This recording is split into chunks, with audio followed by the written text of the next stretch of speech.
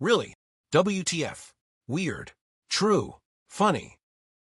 Last week we told you how Prohibition turned the Windsor-Detroit corridor into the busiest liquor smuggling route in North America.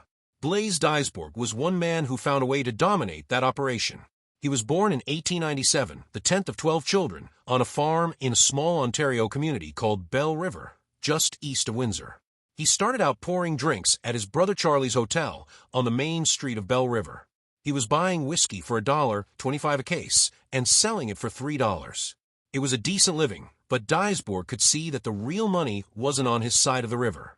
It was on the other side in the United States, where millions of thirsty Americans would pay almost anything for a bottle of Canadian whiskey. So he got into the smuggling business. In the summer months, the whiskey went across the Detroit River by boat, under the cover of darkness. In winter, when the river froze solid, it went across by car, driven right over the ice.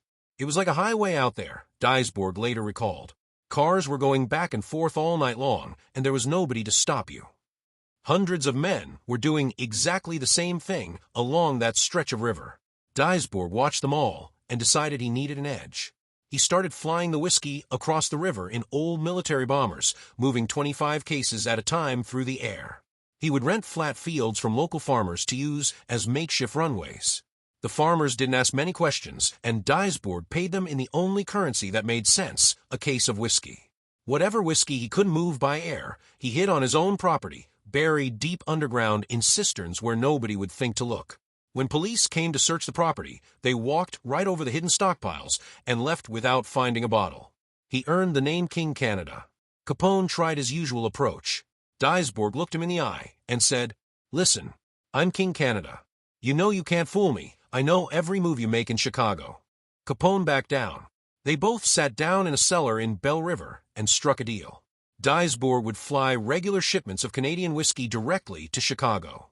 The operation ran for years and made Diesbourg one of the most successful bootleggers in Canada.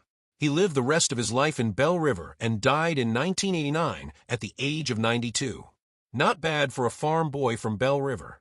Next week on Organized Crime Number 4, we introduce you to the Purple Gang. Did you know this part of Canadian history before today? Let us know in the comments. Yes or no? If this made you say really, WTF, then follow really. WTF for more weird, true, and funny stories. A new video every week. Weird, true, funny.